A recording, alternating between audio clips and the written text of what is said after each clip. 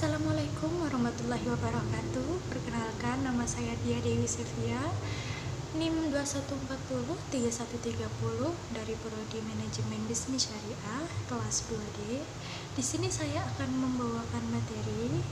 Yang pertama itu ada apa saja manajemen produksi yang terbaik, yang terkini, dan yang kedua ada peran pemasaran dan pemasaran yang terbaik paling sesuai yang bisa diterapkan pada saat ini. Dan yang ketiga itu ada fungsi manajemen dan peran organisasi saat ini. Dan yang keempat, pentingnya proposal itu harus seperti apa. Dan yang kelima itu ada bentuk-bentuk yuridis perusahaan lingkungan dan ruang lingkup bisnis. Yang pertama itu ada manajemen produksi yang baik. Manajemen produksi yang terbaik yang terkini yaitu seperti usaha-usaha pengelolaan secara optimal penggunaan sumber daya, termasuk tenaga kerja, mesin, peralatan, bahan mentah, dan lain-lain. Dalam proses transformasi, bahan mentah dan tenaga kerja menjadi berbagai produk barang dan jasa. Dan selanjutnya ada peran pemasaran. Pemasaran adalah sebuah proses kemasyarakatan di mana individu dan kelompok memperoleh apa yang mereka butuhkan dan inginkan dengan menciptakan, menawarkan, dan secara bahasa mempertukarkan produk dan jasa yang bernilai dengan orang lain. Ada 10 hal pemasaran yang bisa diterapkan pada saat ini. Yang pertama itu ada barang, dan yang kedua itu ada service atau jasa. Yang ketiga itu ada event atau acara, dan yang keempat itu ada pengalaman. Kelima itu ada people atau orang. Keenam itu tempat. Ketujuh properti. Kedelapan organisasi. Kesembilan informasi, dan yang kesepuluh itu ada ide.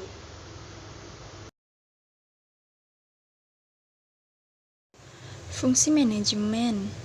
Manajemen secara umum seperti yang dikemukakan Henry Fayol, seorang industriawan asal Prancis, dia mengatakan bahwa fungsi-fungsi manajemen itu adalah merancang, mengorganisasikan, memerintah, mengordinasi, dan mengendalikan.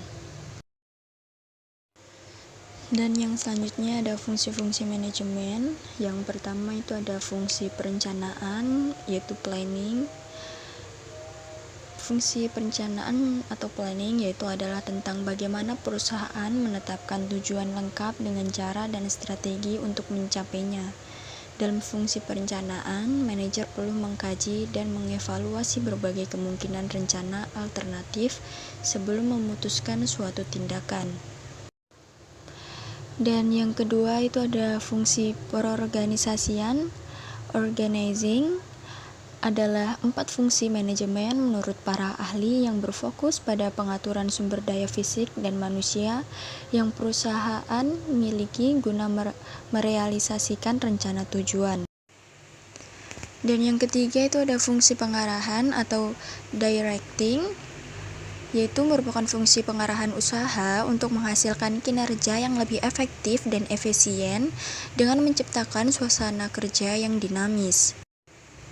Dan yang keempat, yang terakhir itu ada fungsi pengawasan atau controlling, yaitu merupakan 4 fungsi manajemen menurut para ahli terakhir yang digunakan untuk tujuan pengendalian. Fungsi ini juga dapat dimanfaatkan sebagai alat untuk mengukur kinerja karyawan sesuai standar yang telah dibuat. Peran organisasi. Peran organisasi saat ini cukup penting dalam segala aspek kehidupan, baik dalam perusahaan, pemerintah, organisasi sosial, kemasyarakatan, dan lain-lain. Kebutuhan organisasi saat ini dalam melakukan fungsi-fungsi manajemen dan organisasi, prinsip-prinsip organisasi saat ini cukup pesat seiring perkembangan ilmu dan pengetahuan serta teknologi juga cukup besar. Dan berikutnya itu ada proposal bisnis. Proposal bisnis sebagai kerangka untuk mendirikan suatu usaha atau program sebagai bahan perbandingan antara rencana sebelumnya dengan target yang ingin dicapai. Dan berikutnya ada format proposal.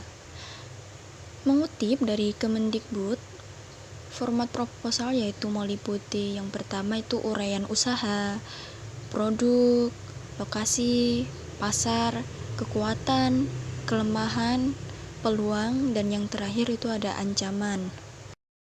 Dan yang terakhir itu ada bentuk-bentuk yuridis perusahaan.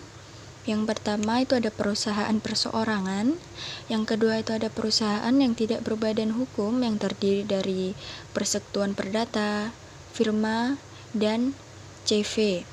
Yang ketiga itu ada perusahaan yang berbeda hukum, yaitu perseorangan terbatas atau PT, koperasi, perusahaan umum, perusahaan perseorangan, atau persero.